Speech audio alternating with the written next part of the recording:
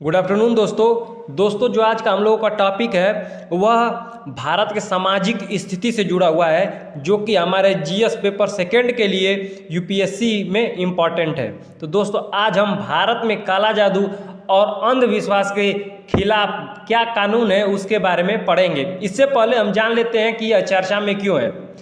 क्योंकि केरल के पठानमथिट्टा जिले में अनुष्ठानात्मक मानव बलि के तहत 2 महिलाओं को मार दिया गया है।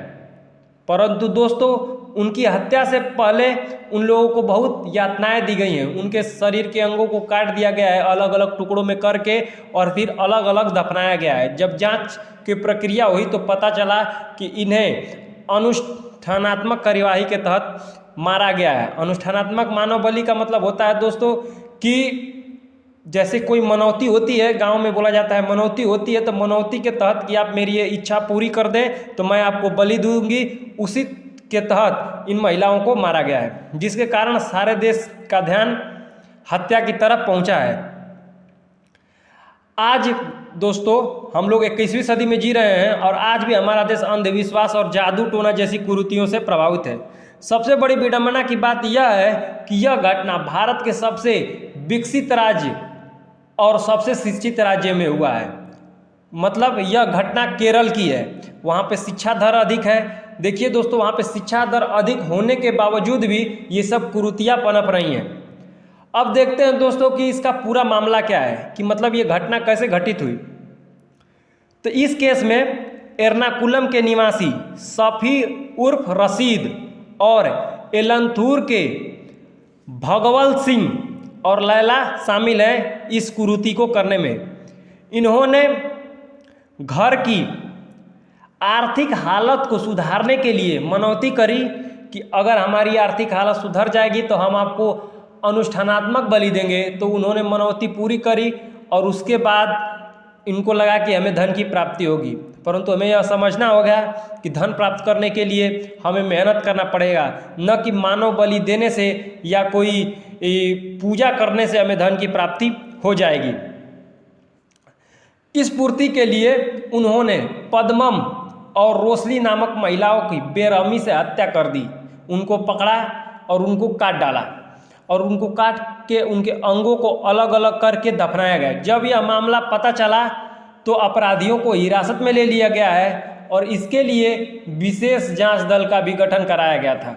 जांच के बाद यह खुलासा हुआ कि इस बलि को देने के लिए सफ़ी जिसका दूसरा नाम है रशीद, उसने क्या किया था, प्रोत्साहित किया था कि बोला था कि अगर आप यह बलि दे देते हैं तो आप जो होता है वह धनवान हो जाएंगे।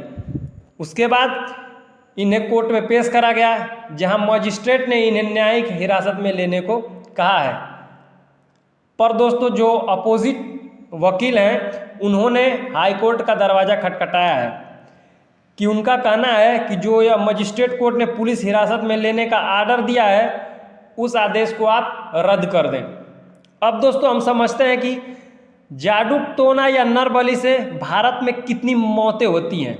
तो इस पर NCRB national crime record bureau, जो कि भारत में प्रतिवर्ष जितने भी घटनाएं होती हैं, रेप, लूटमार और जादू टोना से संबंधित, अंधविश्वास से संबंधित, तो ये घटनाओं को यह एकत्रित करती है और रिपोर्ट जारी करती है। तो 2021 में इसने अपना रिपोर्ट जारी किया तो उसने बताया कि मानव बलि से अब तक 68 हत्याएं करी जा चुकी हैं। कितनी? 68 लोगों को मारा जा चुका है। किस लिए? क्योंकि उन्हें जो होता है बलि देने से उनको ऐसा लगता है कि उनकी जो मनोकामना है वह पूरी हो जाएगी। अब दोस्तों देखते हैं कि कौन सा राज्य इसमें टॉप पर है। तो सबसे टॉप पर है छत्तीसगढ़ मानव बलि में।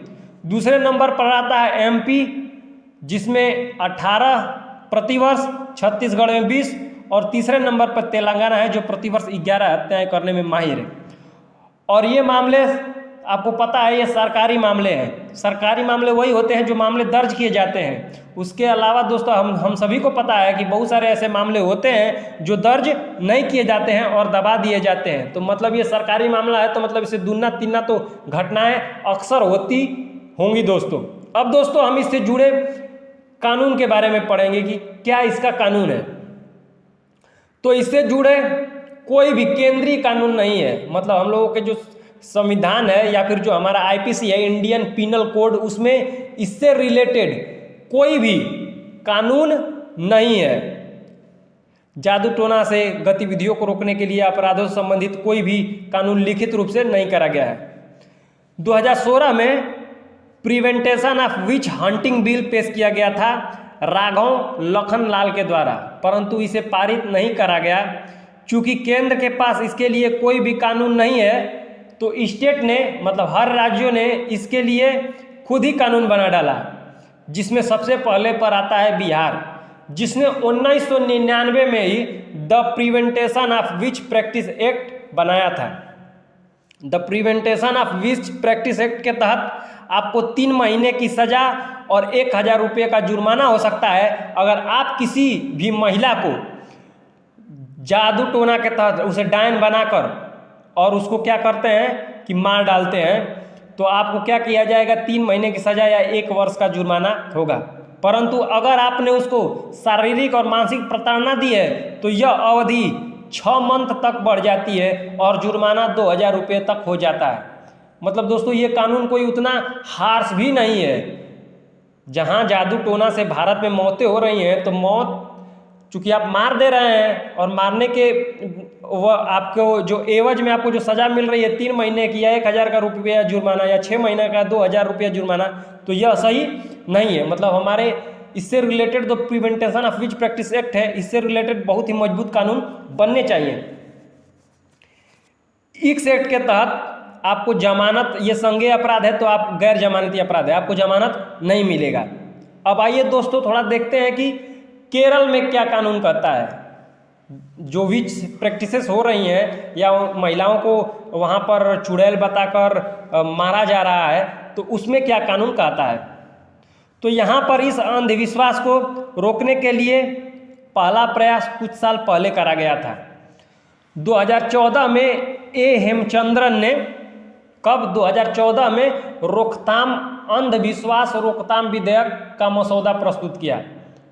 ठीक है, उन्होंने एक मसौदा बनाया और बताया कि यह केरल में जो होता है वह ये जो जादू टोना से रिलेटेड अंधविश्वास है उसे रोकने का क्या करेगा, कार्य करेगा। इसके तहत इस अपराध को संज्ञेय और गैर जमानती बनाने की मांग करी गई थी। काले जादू को रोकने के लिए 2018-19 में भी मसौदा प्रस्तुत किया गया था।